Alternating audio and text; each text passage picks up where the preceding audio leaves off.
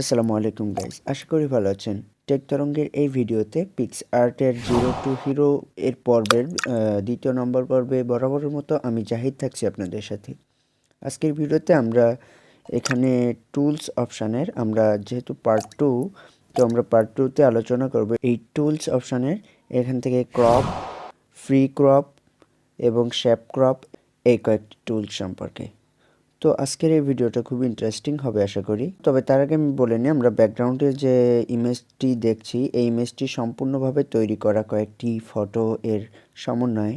তো আমরা পর্বগুলো শেষ করার পরে আমরা এই ফটোটা আমি কিভাবে বানালাম সেটার সম্পূর্ণ কোর্সটি অর্থাৎ সম্পূর্ণ ভিডিওটি আপনাদের দেখাবো।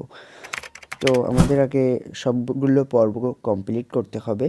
তো আমরা গত পর্বে দেখিয়েছিলাম কিভাবে পিক্সআর্টের সকল ইন্টারফেসগুলো আমরা আর কি দেখিয়েছিলাম। যদি আপনারা আগের পর্বটি মিস করে থাকেন তাহলে অবশ্যই আই বাটন থেকে আমাদের আগের পর্বটি দেখে নেবেন। তো এখন চলে যাই আমরা সর্বপ্রথম আমাদের টুলস অপশানে, সেখান থেকে আমরা ক্রপ অপশানে যাই প্রথমে। তো ক্রপ অপশানে গেলে আমরা উপরে দেখতে পাবো ক্রস সাইন, যেখান থেকে আমরা মূলত এই ইন্টারফেস থেকে অর্থাৎ ক্রপ ইন্টারফেস থেকে আমরা বেরিয়ে যেতে পারবো। এবং এখানে আছে পুনরায় ফিরে আনার জন্য রিডু বাটন। তো এখানে আমরা যদি কখনো এরকম একটু ঘুরিয়ে যাই তখন আমরা এটা দিয়ে আর কি আবার পুনরায় ব্যাকে চলে আসতে পারবো। এখানে আমাদের অ্যাকচুয়াল সাইজটা আমরা এখানে বসিয়ে ইচ্ছামতো সাইজ বসিয়ে আমরা কিন্তু হাইট এবং ওয়েটগুলো তৈরি করে নিতে পারবো। যদিও আমি যে মানগুলো বসিয়েছি এটা অনেক বেশি, সেহেতু এখানে নিচ্ছে না। তো দেখুন আমি এই যে নির্দিষ্ট একটা সাইজ অনুপাতে এটা আর কি কেটে যাবে। তো এরপর আছে টিকমার্ক। যখন আমরা আমাদের এটা কমপ্লিট হয়ে যাবে তখন আমরা টিকমার্কে ক্লিক করলে এটা অ্যাপ্লাই হয়ে যাবে আমাদের ফটোর সাথে প্রপারলি। তো এরপরে আমরা নিচে দেখতে পাচ্ছি একটা এখানে হুইল বাটন আছে। এখানে এই হুইলটা দিয়ে আমরা মূলত ফটো এর ক্রপিংয়ের সময় আমরা বিভিন্নভাবে রোটেট করাতে পারবো, অর্থাৎ ঘুরিয়ে ফেলাতে পারবো। অর্থাৎ আমরা যদি চাই তো বিভিন্ন অ্যাঙ্গেল করে ফটোটিকে ক্রপ করে ফেলতে পারি বা কেটে ফেলতে পারি। তো এখানে আমরা কত ডিগ্রি অ্যাঙ্গেল আছে সেটা আর কি বোঝায়। তো আমরা এর উপরে টাচ করলে আমাদেরকে ডিফল্ট মেনুতে পৌঁছে দিবে। তো এরপরে আমরা নিচে দেখতে পাচ্ছি এখানে একটা আনলক নামে একটা অপশান আছে। তো আমরা যদি চাই তো নির্দিষ্ট একটা শেপ নিয়ে সেটাকে লক করে দিয়ে আমরা কিন্তু সেই অনুপাতে আমরা কিন্তু যেতে পারি। দেখুন আমাদের উপর এখান থেকে এই পর্যন্ত এবং এখান থেকে এই পর্যন্ত যে দূরত্ব সব কিছু ঠিকই থাকছে। যদি আমরা আমাদের এটা ছোট বড় করি তবুও কিন্তু এটা আর কি এর উপরের যে সাইজ সেই অনুপাতে এবং নিচে যে এই সাইডের যে সাইজটা সেই অনুপাতেই থাকছে। তো এটা হলো লক বাটন। যদি আমি লকটা অফ করে দিই তাহলে দেখতে পাবেন যে আমার কিন্তু ইচ্ছা মতো সরানোর সাথে সাথে আমরা যেদিকে ড্র্যাগ করছি আমাদের এই নিচের বার অথবা সাইডের বারটা সেদিকে যাচ্ছে। অর্থাৎ যখন আমি এদিকে নিয়ে যাচ্ছি তখন আমরা এই যে সাইডের বারটা এটা এদিকে চলে আসছে। তো আমরা যখন উপরে নিয়ে যাচ্ছি তখন আবার এই সাইডের বারটা উপরে চলে আসছে। তো আমরা যদি লক করে দিই তাহলে আর এটা কিন্তু হবে না, পুরো ফ্রেমটা জুড়েই একই সাইজ অনুপাতে চলবে। তো এরপরে আমরা দেখব যে এখানে আরেকটা অপশান আছে স্কোয়ার বলতে আমরা মূলত উপরে এখান থেকে এই পর্যন্ত, এখান থেকে এই পর্যন্ত, এখান থেকে এই পর্যন্ত অথবা এখান থেকে এই পর্যন্ত সম্পূর্ণ মাপটাই হবে সেম। তো এটাকেই বলা হচ্ছে স্কোয়ার। এবং এখানে আছে 3:4। তো এখানে আমাদের উপরের এই যে উপরের সাইজটা মূলত 3 এবং এই সাইজটা মূলত 4, সেটাই বোঝানো হয়েছে। এখানে আরও কিছু অপশান রয়েছে যেমন 2:2, 3:2, 16:9। মূলত ইউটিউবের থাম্বনেইল তৈরি করার জন্য এটা বেশি ব্যবহৃত হয়। এরপরে আছে স্কোয়ার, এরপরে আছে portrait, story, post, cover, post ইত্যাদি। এগুলো সব কিছুই ফেসবুক, টুইটার, ইউটিউবের জন্য তৈরি করা ডেডিকেটেড। তো এরপরে আমরা যদি এখানে সেকেন্ড স্লটে যাই তাহলে দেখতে পাবো এখানে রোটেট নামে একটা অপশান আছে। তো আবার পুনরায় ব্যাকে চলে আসি তাহলে বুঝতে হবে। তো আমরা এখানে লেফট যদি দিই তার মানে হলো আমাদের ফটোটি ক্রপে আমি লক করে দিই। তো দেখুন আমাদের এইভাবে ঘুরে আসছে, এভাবে ঘুরে আসছে, কিন্তু আবার যদি রাইটে দিই তাহলে আমাদের ঠিক এইদিকে ঘুরে আসছে, এটাই। এরপরে আমরা যদি একটু ব্যাকে চলে আসি, তো এখানে যদি আমরা হরিজেন্টালে দিই তাহলে আমরা এই পাশের থেকে এই পাশে চলে যাবে, অর্থাৎ এই যে বডিটা এটা এই পাশে দেখা যাবে এবং এই বডিটা এই পাশে দেখা যাবে। তো দেখুন এভাবে। তো এবার যদি আমরা ভার্টিক্যাল দিই, ভার্টিক্যাল সিলেক্ট করি, তাহলে ঠিক তার উপরে, অর্থাৎ উপরেরটা নিচে আসবে, নিচেরটা উপরে চলে যাবে। তো এটাই ছিল মূলত এই কয়েকটার কাজ। তো আমাদের অনেক সময় দরকার হয় যে এক পাশের ছবিগুলো আর এক পাশে নিয়ে যাওয়ার, তখন আমরা এভাবেই তৈরি করে ফেলতে পারি। এরপরে আছে পার্সপেক্টিভ। তো এই পার্সপেক্টিভ টুলস হলো, আমরা এখানে দুইটা অপশান আছে পার্সপেক্টিভের। প্রথম নাম্বার অপশান হলো এই দিক থেকে এবং দ্বিতীয় নাম্বার অপশান হলো এদিক থেকে। তো আমরা দুটোই দেখব। তো আমরা প্রথমে দেখি এক সাইডের কি। এটা মূলত 3D তৈরি করার সময় ব্যবহার করা হয়, অর্থাৎ যখন আমাদের ফটোটির দরকার হয় কোনো অ্যাঙ্গেল তৈরি করার, তখনই আমরা এটা ব্যবহার করি।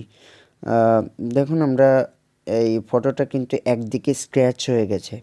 আবার যদি দেখি আমাদের মূল ফটো কিন্তু ছিল এভাবে, কিন্তু এটাকে করার পরে এটা মনে হচ্ছে যেন কিছুটা এই অংশটা দূরে এবং এই অংশটা কাছে, সেরকম মনে হচ্ছে।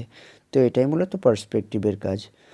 তো এরপরে আমরা যদি আর একটু দেখি, এখানে আরেকটা অপশান আছে পার্সপেক্টিভ লম্বলম্বিভাবে, সেটাও ঠিক একই স্টাইলে কাজ করে, অর্থাৎ আমরা যে পাশটা চাই সে পাশটা ছোট অথবা বড়, কাছে অথবা দূরে তৈরি করার জন্য এগুলো ব্যবহার করি। তো এরপরে আমরা এটাকে বেরিয়ে আসছি, অর্থাৎ আমাদের টুলস এর ক্রপ টুলটা অলরেডি কমপ্লিট হয়েছে। এরপরে ফ্রি ক্রপ এবং শ্যাপ ক্রপ। তো আমরা আমাদের পিক্সআর্টের এবার আপডেটে এই ফ্রি ক্রপ এবং শ্যাপ ক্রপটিকে এখান থেকে তুলে নিয়ে আমাদেরকে এখানে কাট আউট নামের একটা অপশানে আর কি ইনক্লুড করে দিয়েছে।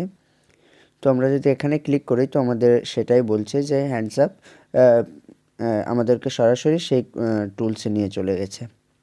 তো একইভাবে আমাদের এখানে এখানে যে শ্যাপ ক্রপ যেটা আছে সেটাও দেখুন একইভাবে আর কি, এখানে যদি আমি ট্যাপ করি তো আমাদেরকে সেখানে নিয়ে চলে যাচ্ছে। তো এভাবে আমাদের আর কি এখানকার যে টুলসগুলো, এখানে দুইটা টুলস ছিল, সেই টুলস কিন্তু আমাদের এই কাটআউটের ভেতরে ইনক্লুড করানো হয়েছে। তো আমরা এখানে এটার বদলে আমরা এখানে কাটআউটটাকে ব্যবহার করব। তো এখানে কাটআউট অপশানে যদি আসি তো আমরা দেখতে পাচ্ছি আমরা এই ফটোটির মূলত এই কাটআউট অপশানটি হলো যে কোনো নির্দিষ্ট অংশকে রেখে বাকি অংশকে মুছে ফেলার একটা অংশ। দেখুন আমরা এই যে অংশটি সিলেক্ট করেছি সেই অংশ বাদে বাকি অংশগুলো ডিলিট হয়ে গেছে। তো এই মূলত কাটআউটের কাজ। তো আমরা যদি কাটআউটে আরেকবার যাই, কাটআউটে সর্বপ্রথম ডিফল্টলি দেওয়া থাকে সিলেক্ট, এখানে person, face, cloth, sky, head, hair, background ইত্যাদিগুলো থাকে। তো এগুলো যদি ফোনের ইন্টারনেট কানেকশন থেকে থাকে তাহলে আপনি এগুলো ব্যবহার করে পার্সন অর্থাৎ মানুষকে সিলেক্ট করতে পারবেন এক ক্লিকে। দেখুন এখানে আমার মানুষটিকে সিলেক্ট হয়ে গেছে। তো এরপরে আপনি যদি ফেস দেন তাহলে শুধুমাত্র এই মুখের অংশটুকু সিলেক্ট হবে। আমরা যদি ব্যাকগ্রাউন্ড দিই তাহলে আমাদের সামনের অংশগুলোকে আর কি সেপারেট করে পিছনের অংশটিকে ডিলিট করে ফেলবে। তো এই ছিল মূলত সিলেক্ট অর্থাৎ কাট আউটের সিলেক্ট অপশানের কাজ। এরপরে আমরা ইউজ করব আউটলাইন। তো আউটলাইন মূলত ব্যবহার করা হয় এরকম, আমরা নির্দিষ্ট একটা ফটোর সাইড থেকে আমরা এইভাবে সিলেক্ট করে সেটুকুকে কাট আউট করে সে তার ভেতরের অংশগুলোকে প্রপারলি আর কি সিলেক্ট করতে পারি। যেমন আমরা যদি চাই, তো আবারও আমি ব্যাকে যাচ্ছি, এখান থেকে ধরুন আমি এখানে চশমার অংশটুকুকে সিলেক্ট করব। তো এখানে দেখুন ওইটুকু সিলেক্ট করার জন্য আমরা কাট আউটে গিয়ে শুধু চশমার যে কাছের অংশটুকুকে সিলেক্ট করেছি। সো এখানে কাছের পুরো অংশটুকু অটোমেটিকলি সিলেক্ট হয়েছে। আপনার আরও ভালো করে দেখাতে হলে এই যে, এরপরে এই কাট আউটের আর কোনো অপশন নেই। তো এখানে আরেকটা আছে শ্যাপ ক্রপ। তো আপনারা চাইলে যে কোনোভাবে এখান থেকে বিভিন্ন শ্যাপে কেটে নিতে পারেন, যেমন কোনো একটা এখানে আপনি চাইলে চৌকো আকার অথবা গোল ইত্যাদি ইত্যাদি আকারে কেটে নিতে পারেন। এছাড়াও এখানে অনেকগুলো অপশান আছে, আমি আরও দেখাচ্ছি। এখানে অনেকগুলো আমাদের সেপারেট সাইজ বা আছে। এখানে আর একটা বাটন আছে যেখান থেকে আমরা নির্দিষ্ট একটা শ্যাপ তৈরি করে সেই শ্যাপ অনুযায়ী কেটে নিতে পারবো। অর্থাৎ আমরা নির্দিষ্ট একটা শ্যাপ ড্র করে সেই শ্যাপ অনুযায়ী আমরা কেটে নিতে পারবো। তো এই সবগুলো বেশ হেল্পফুল টুলস। তো আমরা এখন চলে যাব ব্রাশ অপশানে। তো এই ব্রাশ অপশানটি আমি সবথেকে বেশি ব্যবহার করি, ব্রাশ এবং ইরেজ অপশানটি। তো এটা ব্যবহার করার কারণ হলো আমরা এগুলো কিন্তু আমরা ম্যানুয়ালি সিলেক্ট করাটা অনেকটা টাফ হয়ে যায়, অর্থাৎ আমরা এটাকে প্রপারলি সিলেক্ট করতে পারি না। কিন্তু ব্রাশ অপশানে আমরা ভালোভাবে সিলেক্ট করতে পারি। তো ব্রাশ অপশানে যাওয়ার পরে আমরা যদি এর উপর আবারও একটি ট্যাপ করি, তো এখানে আমরা সাইজ অর্থাৎ আমাদের ব্রাশের সাইজটা ছোট বড় করতে পারবো। এই সাইজটা ছোট বড় করতে পারবো। আর আমরা যদি এখানে হার্ডনেস দেখি, তো হার্ডনেস বলতে এখানে এটা কতটুকু আমাদের এখানে দেখা যাচ্ছে যে যখন আমরা এটাকে বাড়াচ্ছি তার মানে এখানে সাইডে ফেদারটা কমে যাচ্ছে। তো এটা যদি আমরা যত কমাবো তত আমাদের ফেদারটা বেড়ে যাবে। তো এটাই মূলত এই হার্ডনেসের কাজ, এটা অনেক সময় কাজে লাগে। তো আমরা এখন ম্যানুয়ালি একটা জিনিস দেখার চেষ্টা করছি। ম্যানুয়ালি এটা আমাদের পার্সনটাকে সিলেক্ট করতে চাই। ধরুন আমরা আমাদের উপরের যে ফানুসটা আছে এটাকে আমরা সিলেক্ট করব। তো এর জন্য আমরা ব্রাশ অপশানে যাচ্ছি এবং এখান থেকে আমরা হার্ডনেসটাকে মোটামুটি 90 বা 92 এর মতো রেখে দিচ্ছি। এরপরে সাইজটাকে আমাদের পছন্দ মতো রেখে আমরা আর কি ব্রাশ করছি।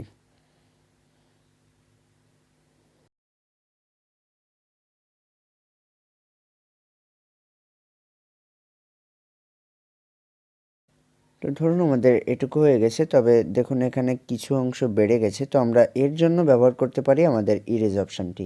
ইরেজ অপশানের ভেতরেও আমরা ঠিক একই ধরনের দুটি অপশান পাবো, যেখানে হার্ডনেস এবং সাইজ।